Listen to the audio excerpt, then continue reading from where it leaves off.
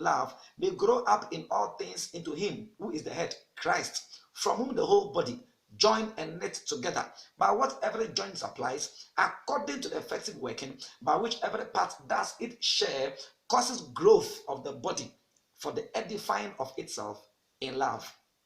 When you look at this scripture I've quoted verbatim critically, you realize that God has appointed 5 offices for the work of the ministry. As we look at them one after the other, we are going to begin to understand the exact function or duty of each of these offices so that you can identify where the Lord has placed you as you listen to it. Now, apostle. The word apostle is from the Greek word apostolos. Apostolos. And the word apostolos in the Greek means sent one. Sent one. Now, what is the work of the apostolos? What's the work of the apostle? The apostle is sent by God to various places and to various territories where he breaks new grounds, plants a church, and moves on. So looking at it carefully, you realize that the apostle is a ground breaker. As we go through the 5, you are going to see that all the duties start with the letter J. So the apostle, ground breaker.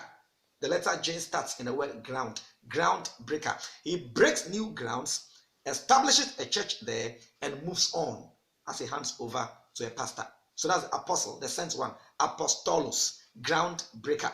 The next one, prophet. The prophet is a guide.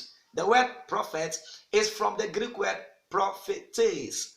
Prophetes. There's another Greek word, prophetess.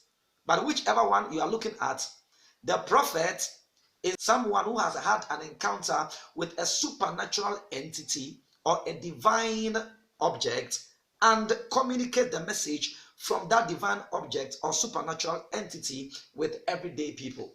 So as the prophet receives his divine message from the supernatural entity he has encountered, he delivers this message to the people of God so as to guide them. So the prophet is a guide, apostle, ground breaker, prophet, guide.